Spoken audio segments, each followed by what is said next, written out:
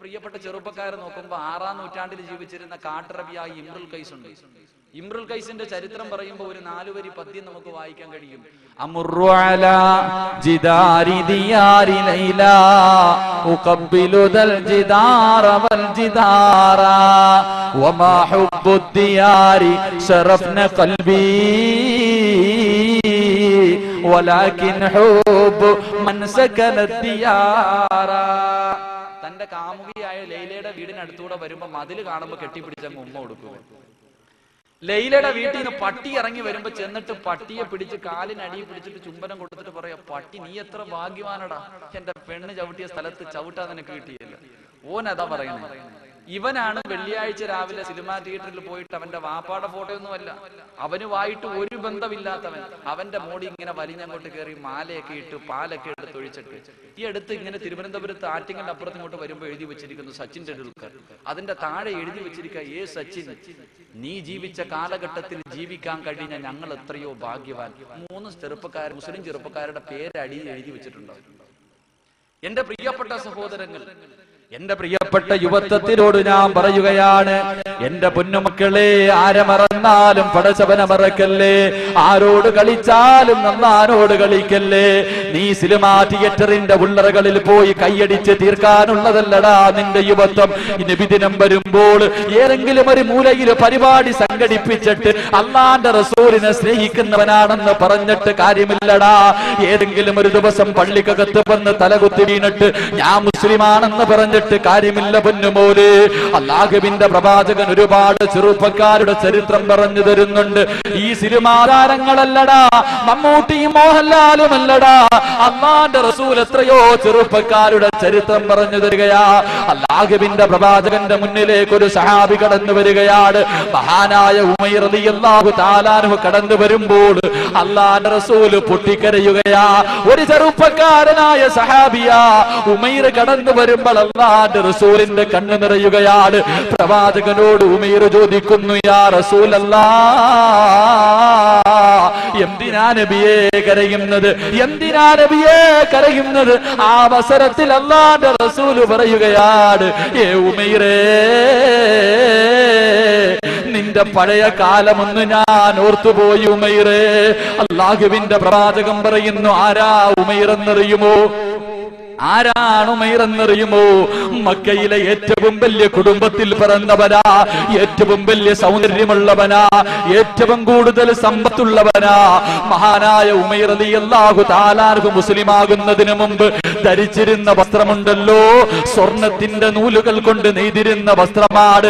ഉമൈർ റളിയല്ലാഹു തആല അൻഹു കുതിരയുടെ മുകളിൽ അതാ വരുന്നത് കാണാൻ മദീനയിലെ പെണ്ണുങ്ങൾ വന്നിട്ട് റോഡിന്റെ ഓരത്ത് കാത്തു നിൽക്കുമായിരുന്നു. ആ ഉമൈർ റളിയല്ലാഹു തആല അൻഹുണ്ടല്ലോ, അല്ലാഹുവിന്റെ പ്രവാചകന്റെ മുന്നിലേക്ക് നടന്നു വരുമ്പോൾ അതാ ഒരു വസ്ത്രം ധരിച്ചിരിക്കുകയാ. 40 സ്ഥലങ്ങളിൽ കണ്ടം വെച്ച് തച്ചിരിക്കുന്ന വസ്ത്രവും ധരിച്ചുകൊണ്ട് അല്ലാഹുവിന്റെ പ്രവാചകന്റെ മുന്നിലേക്ക് കടന്നു വരികയാ. ആ ചെറുപ്പക്കാരനായ ഉമൈർ ഉണ്ടല്ലോ, അതാ ഉഹദിന്റെ രണാങ്കണത്തിൽ യുദ്ധം നടക്കുമ്പോൾ അല്ലാഹുവിന്റെ പ്രവാചകന്റെ പുറകെ നിന്നിട്ട് ഉമൈർ ചിരിക്കുകയാ, ഉമൈർ കളിക്കുകയാ. വല്ലാത്ത സന്തോഷമാ. എന്റെ പ്രിയപ്പെട്ട ചെറുപ്പക്കാര് കാമുകിയും കൊണ്ട് സിനിമാ തിയേറ്ററിന്റെ ഉള്ളറകളിൽ വെള്ളിയാഴ്ച ദിവസം കൈയടിക്കുമ്പോൾ നിന്നെ പോലെ ഒരു ചെറുപ്പക്കാരൻ ഉഹദിന്റെ രണാങ്കണത്തിൽ അല്ലാഹുവിന്റെ പ്രവാചകന്റെ മുന്നിൽ നിന്ന് ചിരിക്കുകയാ. സഹാബത്ത് ചോദിച്ചു, ഉമൈറേ, എന്തിനാടാ ചിരിക്കുന്നത്, എന്തിനാടാ ചിരിക്കുന്നത്, നിന്റെ മുഖത്തെന്ത് ഇത്ര സന്തോഷമെന്ന് ചോദിക്കുമ്പോൾ അതാ ഉമൈർ പറയുന്നു, സഹാബത്തേ, അടുത്ത ഉഹദിന്റെ രണാങ്കണത്തിലേക്ക് ഇറങ്ങേണ്ടത് ഞാനല്ലേ, അടുത്തതായിട്ട് ഉഹദിന്റെ രണാങ്കണത്തിൽ യുദ്ധം ചെയ്യാൻ ഇറങ്ങേണ്ടത് ഞാനല്ലേ. അല്ലാഹുവിന്റെ റസൂല് പറഞ്ഞത് കേട്ടില്ലേ, ഉഹദിന്റെ രണാങ്കണത്തിൽ നിന്ന് സ്വർഗത്തിന്റെ വാസന അടിക്കുന്നു എന്ന് അല്ലാഹുവിന്റെ പ്രവാചകൻ അങ്ങോട്ട് പറയുമ്പോൾ കാരക്ക കടിച്ചുകൊണ്ടിരിക്കുന്ന ഉമൈറുണ്ടല്ലോ, തന്റെ കയ്യിലിരുന്ന കാരക്ക എടുത്തിട്ട് വലിച്ചെറിയുകയാ. എന്നിട്ടാ കാരക്ക തിന്നുന്ന സമയം പോലും എനിക്ക് ഈ ദുനിയാവിന്റെ തൊലിക്ക് മുകളിൽ ജീവിക്കണ്ടെന്ന് പറഞ്ഞിട്ട് ഉഹദിന്റെ രണാങ്കണത്തിലേക്ക് പോയി ഷഹീദാവുകയാ. അവസാനമുണ്ടല്ലോ, കോടീശ്വരനായ സഹാബിയുണ്ടല്ലോ, ഈ സൗന്ദര്യമുള്ള സഹാബിയുണ്ടല്ലോ, തന്റെ മയ്യത്തങ്ങോട്ട് കഫം പുതിയാരെടുക്കുമ്പോ കഫം പുതിയാ പോലും തുണി തികയുന്നില്ല. തന്റെ തലമറയ്ക്കുമ്പോ കാല് വെളിവാവുകയാ, തന്റെ കാല് മറയ്ക്കുമ്പോ തല വെളിവാവുകയാ. അവസാനം അതാ സഹാബത്തുണ്ടല്ലോ, ഒരു വൃക്ഷത്തിന്റെ ഇല പറിച്ചു കൊണ്ടുവന്ന് പുല്ല് പറിച്ചു കൊണ്ടുവന്ന് തന്റെ കാലങ്ങോട്ട് മറച്ചിട്ട്, എന്റെ പ്രിയമുള്ളവരെ, കൊണ്ടുപോയി കബറടക്കി എന്ന് ചരിത്രം പറയുമ്പോൾ എന്റെ മുന്നിലിരിക്കുന്ന യുവത്വമേ, കടുവാപ്പള്ളിയിലുള്ള ചെറുപ്പക്കാരാ, ആ ഉമൈർ റളിയല്ലാഹു തആല അൻഹു കടക്കുന്ന സ്വർഗമുണ്ടല്ലോ, ആ സ്വർഗത്തിലൊന്ന് കടക്കുന്നത് പോയിട്ട്, ആ സ്വർഗമൊന്ന് കാണുന്നത് പോയിട്ട്, ആ സ്വർഗമൊന്ന് ചോദിക്കുന്നത് പോയിട്ട്, 500 വർഷത്തെ വഴിദൂരം വരെ അടിച്ചു വീശുന്ന സ്വർഗത്തിന്റെ വാസനയുണ്ടല്ലോ, അതൊന്ന് ശ്വസിക്കാൻ നിനക്ക് യോഗ്യതയുണ്ടോ? നിനക്ക് യോഗ്യതയുണ്ടോ? എന്റെ പ്രിയമുള്ള സഹോദരങ്ങൾ ആലോചിക്കണം, ആ സ്വർഗത്തിന്റെ വാസനയൊന്ന് ശ്വസിക്കാൻ നമുക്ക് യോഗ്യതയുണ്ടോ? എന്റെ പ്രിയമുള്ള ചെറുപ്പക്കാരോട് വെറുതെ ഒന്നും സ്വർഗം കിട്ടൂലടാ, വെറുതെ ഒന്നും സ്വർഗം കിട്ടൂല. അല്ലാഹുവിന്റെ പരിശുദ്ധമായ ഖുർആൻ പറയുന്നു, മഹാനായ ഉമർ റളിയല്ലാഹു അൻഹുവിന് സ്വർഗം കിട്ടാനുള്ള കാര്യം എന്താ? തന്റെ ശരീരവും തന്റെ സമ്പത്തും ദീനിന് വേണ്ടി വിൽക്കുക. വെറുതെ സ്വർഗത്തിൽ പോകാനൊന്നും പറ്റൂല. കേവലം 5 വഖത്ത് പള്ളിക്കകത്ത് വന്ന് തലകുത്തി വീണാ കിട്ടില്ല സഹോദരങ്ങൾ. അതുകൊണ്ട് മമ്മൂട്ടി മോഹൻലാലിനെയൊക്കെ വിട്ടിട്ട് നല്ല സെറ്റപ്പ് സൂപ്പർ ചെറുപ്പക്കാരായ സഹാബികളുടെ ചരിത്രം അള്ളാന്റെ റസൂൽ അങ്ങോട്ട് പഠിപ്പിച്ചുതരാ. കണ്ട് പഠിച്ചിട്ടൊന്ന് അവരൊക്കെ സഞ്ചരിച്ച പാതയിലൂടെ സഞ്ചരിക്കുക. അല്ലെങ്കിൽ നീ റോഡിലൂടെ ബൈക്കിൽ പോകരുത്. നിസ്കരിക്കാത്തവൻ റോഡിലൂടെ നടന്നു പോയാൽ മതി. ഇവൻ ഇനി കെട്ടിന്റെ മുകളിൽ കൂടെ നടന്നു പോയാലും വണ്ടി നിന്റെ നെഞ്ചത്തൂടെ കയറിപ്പോകും. കാരണം എന്താ? അങ്ങനെയാ നിന്റെ ജീവിതം. അള്ളാഹു ഈമാൻ നൽകി അനുഗ്രഹിക്കുമാറാകട്ടെ. രണ്ടാമത്തെ കണ്ടീഷൻ, മഹാനായ റബിയ റളിയല്ലാഹു തആല അൻഹുവിനോട് അല്ലാഹുവിന്റെ റസൂൽ പറഞ്ഞു, വാഗ്ദാനം ചെയ്താൽ ലംഘിക്കാൻ പാടില്ല, ചെയ്യുന്ന വാഗ്ദാനങ്ങൾ പാലിക്കാൻ അള്ളാഹു നമുക്ക് തൗഫീഖ് നൽകി അനുഗ്രഹിക്കുമാറാകട്ടെ. മൂന്നാമത്തെ കണ്ടീഷൻ, അല്ലാഹുവിന്റെ പ്രവാചകൻ റബിയ റളിയല്ലാഹു തആല അൻഹുവിനോട് പറഞ്ഞു കൊടുക്കുകയാണ്, ഏ റബിയ, സ്വർഗം വേണോ റബിയ, സ്വർഗം വേണോ റബിയ, വഅദൂ ഇദഅതമിൻതും, ഏ റബിയ, വിശ്വാസവഞ്ചന കാണിക്കല്ലേ റബിയ. മൂന്നാമത്തെ കണ്ടീഷൻ ലോകം മറിക്കണതൊന്നുമല്ല. അള്ളാന്റെ റസൂൽ പറയുന്ന വിശ്വാസവഞ്ചന കാണിക്കാൻ പാടില്ല. പ്രവാചകൻ സല്ലല്ലാഹു അലൈഹി വസല്ലമ തങ്ങൾ പറയുന്ന, നാളെ മഹ്ശറയിൽ കടുവാപ്പള്ളിയിലുള്ള എല്ലാവരും ഒരുമിച്ച് കൂടുമ്പോൾ ചില മഹാന്മാര് വരുന്ന പിൻദ്വാരങ്ങളിൽ വലിയ കൊടി കുത്തി വെച്ചിട്ടുണ്ടാവും. ഇവൻ ഇങ്ങനെ നടന്നു വരുന്ന കാണുമ്പോൾ എല്ലാരും ഇങ്ങനെ അത്ഭുതത്തോടെ നോക്കാം. അള്ളാന്റെ റസൂൽ സല്ലല്ലാഹു അലൈഹി വസല്ലമ തങ്ങളോട് സഹാബത്ത് ചോദിച്ചു, നബിയെ, ഈ കൊടിയും വെച്ചോണ്ട് വരുന്നവൻ ആരാ? അള്ളാന്റെ റസൂൽ പറയാം, അത് ചതിയന്മാരാണ്. ഇവൻ ചതിച്ചതിനനുസരിച്ച് ഇവന്റെ കൊടിയുടെ നീളം കൂടുന്ന കടുവാപ്പള്ളിയുടെ മിനാര തോറ്റുപോകും നമ്മുടെ കൊടിയുടെ മുന്നിൽ. കാരണം അത്രയ്ക്കും ചതിച്ചിട്ടുണ്ട് നമ്മള്. വിശ്വാസവഞ്ചന, കല്യാണം മുടക്കാൻ എന്തൊക്കെ പരിപാടികളാണ്. നമ്മുടെ കൊടിയുടെ നീളം വലുതായിരിക്കും. അള്ളാഹു തൗബ ചെയ്യാനുള്ള മനസ്സ് എനിക്ക് അനുഗ്രഹിക്കുമാറാകട്ടെ. ഇന്ന് കുടുംബജീവിതമാണല്ലോ വളരെ എളുപ്പം. ഇന്ന് ചതിക്കാൻ ഏറ്റവും എളുപ്പം കുടുംബജീവിതം. എന്റെ നാട്ടില് ഒരു കല്യാണം നടന്നീ അടുത്ത്.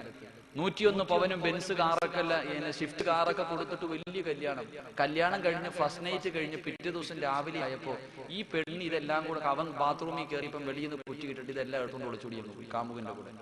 ഈ പെണ്ണിനോട് പത്തക്കാരി ചോദിച്ചു, എടീ, പോകണമെങ്കിൽ നിനക്കങ്ങ് ആദ്യം പൊക്കൂടായിരുന്നു, എന്തിനാ നീ ഇങ്ങനെ ഒരുത്തന്റെ ജീവിതം തകർത്തേന്? ഇപ്പൊ ഇവള് പറഞ്ഞ മറുപടി എന്ന് പറയുന്നത്, ഞാൻ ആദ്യം പോയിരുന്നെങ്കിൽ കയറി പോകുന്ന വീട്ടിലൊരു നിലയും വിലയൊന്നും ഉണ്ടാകത്തില്ല. ഇതാകുമ്പോൾ 101 പവനും കാറൊക്കെ ആയിട്ട് കയറി പോകാൻ അഭിമാനമുണ്ട്. അവക്ക് ഒരുത്തന്റെ കൂടെ ഒരു ദിവസം കടന്നത് വേറെ ഒന്നും തോന്നിയില്ല. ഇതാണ് ഇന്നത്തെ ലോകം. ഇന്ന് എന്റെ പ്രിയപ്പെട്ട സഹോദരിമാർ, തൃശ്ശൂര് കുന്നംകുളത്തിനടുത്ത് പരൂർ എന്ന് പറയുന്ന സ്ഥലത്ത് യുവസമൂഹമേ എവിടെന്ന് പറഞ്ഞിട്ടുള്ള വിഷയം ഈ മാസം 5-ാം തീയതി പ്രസംഗിക്കാൻ പോയപ്പോ ഒരു സംഘടന നടത്തിയ അവരുടെ ഒരു റിപ്പോർട്ട് കൊണ്ടുതന്നു. 64 മുസ്ലിം പെണ്ണുങ്ങളാ മുസ്ലിമിയുടെ ഒളിച്ചോടി പോയിക്കണം. 2013 64 മുസ്ലിം പെൺകുട്ടികൾ ഒളിച്ചോടി പോയ കഥയാണ്. നമ്മുടെ മക്കൾക്കൊക്കെ സ്കൂളിൽ പോവാ, നേരെ ആറ്റിങ്ങ പോവാ. ഇവിടെ പിന്നെ ആറ്റിങ്ങലിന്റെ കാര്യമൊന്നും പറയണ്ട, CD-കളൊക്കെ പിടിച്ചത് ആറ്റിങ്ങലായിരുന്നു. സ്കൂളിൽ പഠിക്കുന്ന കുട്ടികളുടെ ബാഗ് നോക്കിയപ്പം നല്ല നല്ല പ്രസംഗത്തിന്റെ CD-കൾ പിടിച്ചത് നമ്മുടെ മക്കളൊക്കെ ആണല്ലോ. എങ്ങനെ ആകാതിരിക്കും? ഇന്നത്തെ നമ്മുടെ മക്കൾ വളർന്നു വരുന്ന ചുറ്റുപാട് അതാണല്ലോ. ഒരു പയ്യൻ, സ്കൂളിൽ പഠിക്കുന്ന ഒരു ചെറിയ പയ്യൻ കുറ്റിക്കാട്ടിൽ നിന്ന് വീടി വലിച്ചുകൊണ്ടിരിക്കുക. ഈ വീടി വലിച്ചുകൊണ്ട് നിൽക്കുന്ന പയ്യനോട് ടീച്ചർ വന്ന് ഇവന്റെ ചെവിയിൽ പിടിച്ചിട്ട് പറഞ്ഞിട്ട്, കള്ള വീടി വലിച്ചുകൊണ്ട് നിൽക്കുന്നില്ലേ? ഇവൻ പറഞ്ഞു, ടീച്ചറെ ഞാൻ ചെയ്തത് തെറ്റാണ്, അത് ക്ലാസ്സിൽ വരുമ്പോ ചോദിക്കാം. ഞാനും ടീച്ചറും കൂടെ കുറ്റിക്കാട്ടിൽ നിൽക്കണമെന്ന് മറ്റാരെങ്കിലും കണ്ടാൽ തെറ്റിദ്ധരിക്കും. നമ്മൾ രണ്ടുപേരും കൂടെ നിൽക്കണം. ഇങ്ങനത്തെ മക്കളാ നമ്മുടെ മക്കൾ. എങ്ങനെ ആകാതിരിക്കും? വാപ്പായിക്ക് തന്റെ മകള് ഒരുത്തനെ പ്രണയിക്കുന്നു പറയുമ്പോ എന്താ ഈമാൻ! അപ്പോഴാണ് അങ്ങോട്ട് വാപ്പ വടിയൊക്കെ എടുക്കണത്. മകനൊരു കാമുകയുണ്ട്, അല്ലെങ്കിൽ മകനൊരു കാമുകയുണ്ട്, തിരിച്ചും അങ്ങോട്ടും ഇങ്ങോട്ടും പ്രേമം തുടങ്ങി കഴിയുമ്പോഴത്തേക്ക് വാപ്പമാരൊന്നും ചിരിക്കണ്ട. കടുവാപ്പ എല്ലാവരും പ്രായമുള്ളവർ വിചാരിക്കണേ ഈ ചെറുപ്പക്കാർക്ക് മാത്രമേ പ്രണയമുള്ളെന്ന്. ഇപ്പൊ ചെറുപ്പക്കാരെ പിന്നെയും വിശ്വസിക്കാൻ, ഈ വാപ്പമാരെയെ വിശ്വസിക്കാൻ പറ്റാത്ത. കാരണം ഈ പോത്തൻകോട്, നിങ്ങളുടെ അടുത്ത പ്രദേശമാണല്ലോ പോത്തൻകോട്, ഇവിടെയുള്ളൊരു പെണ്ണൊരാളെ പ്രണയിച്ചു. കണ്ണൂരാണ് ഈ പയ്യന്റെ വീട്. ഫോണിലൂടെ പ്രണയിച്ചിട്ട് 6 മാസം നീണ്ട പ്രണയം. പ്രണയത്തിന്റെ ഒടുവില് തന്റെ കാമുകനെ കാണാനുള്ള ആഗ്രഹം കൊണ്ട് ഇവിടുന്ന് വൈകിട്ട് പോകുന്ന 8:40 പോകുന്ന മംഗലാപുരം എക്സ്പ്രസിൽ കയറിപ്പോയി. രാവിലെ 4:45 മണിയായപ്പോ കണ്ണൂർ ട്രെയിൻ എത്തി. ഈ പെണ്ണ് നേരെ പ്രൈവറ്റ് സ്റ്റാൻഡിൽ പോയി. അവിടെ നിന്ന് കറങ്ങണ കണ്ടപ്പോ 19 വയസ്സേ ഉള്ളൂ. ഈ ഓട്ടോക്കാര് ഈ പെണ്ണിനോട് ചോദിച്ചു, എന്ത് മോളെ നിക്കണേ? അതൊരാളെ കാണാമെന്നെയാ. അവസാനം പോലീസിനെ വിളിച്ചു പറഞ്ഞു. പോലീസ് വന്ന് 5:45 ഈ പെണ്ണ് കറങ്ങുന്ന കണ്ട് പോലീസ് കൊണ്ടുപോയി ചോദിച്ചു, പറഞ്ഞു ഒരാളെ പ്രണയിച്ചു, കാമുകനെ കാണാൻ വന്നതാ. കൊടുത്ത നമ്പറിൽ വിളിച്ചു. അങ്ങനെ ഒരു 7 മണി ആയപ്പോ പത്രം റിപ്പോർട്ട് ചെയ്യുന്നു, 6 മാസം നീണ്ട പ്രണയത്തിൽ തന്റെ രാത്രികൾ മുഴുവനും പകലാക്കിയ കാമുകനെ കാണാൻ കസേരയിൽ ഈ പെണ്ണിങ്ങനെ ഇരിക്കുമ്പോ 62 വയസ്സുള്ള മുഹമ്മദ് കുഞ്ഞെന്ന് പറയുന്ന ഒരു വാപ്പ നടന്നു വരിക. രാത്രി മൊത്തം വാള് നടത്തിയത് പാവപ്പെട്ടവനാണ്. വാപ്പന്മാരുടെ സ്വഭാവം അങ്ങനെയാണ്. പണ്ട് ചെറുപ്പക്കാർ മാത്രമേ. ഞാൻ പറഞ്ഞു വന്നത്, നമ്മുടെ പ്രിയപ്പെട്ട മക്കളെ പ്രണയിക്കാനും അവരുടെ ജീവിതം തൊലയ്ക്കുന്നവരെ നമ്മൾ അവരെ അടിച്ചിട്ടും പിടിച്ചിട്ടൊന്നും കാര്യമില്ല. മക്കൾക്ക് മൊബൈൽ മേടിച്ചു കൊടുക്കും, അങ്ങനെ പ്രണയം. അത് കഴിയുമ്പോഴോ വൈകുന്നേരമാകുമ്പോ പ്രേമത്തിന്റെ ABCD അറിയാത്ത മകളുടെ കയ്യിൽ നല്ല ആൽബത്തിന്റെ CD കൊണ്ട് വാപ്പ കൊടുത്തിട്ട് പറയാ, മോളെ കണ്ടു പഠിക്കണം എങ്ങനെയാ പ്രണയിക്കേണ്ടത്. ഞാനിങ്ങനെ അടുത്തൊരു പാട്ട് കേട്ട്, പള്ളിക്കകത്താണ്, പാടാൻ പാടില്ല എങ്കിലും ഈ അടുത്ത് ഞാന് ഇങ്ങനെ ഒരു യാത്രയിൽ ഒരു ആൽബം ഒരു പങ്ങനെ ഇട്ടിരിക്കുന്ന കണ്ടപ്പം യാദൃശികമായി കാണേണ്ട വന്നു. അടുത്ത വീട്ടിലെ കല്യാണത്തിന് പന്തലൊരുങ്ങിയ നേരത്ത് തീ പുകഞ്ഞത് അടുപ്പിലല്ല എന്റെ നെഞ്ചിലാ. എല്ലാരും ചിരിക്കുന്ന സീൻ മനസ്സിലായെന്ന് തോന്നുന്നു. എങ്ങനെ പ്രണയിക്കണം, പ്രണയിച്ച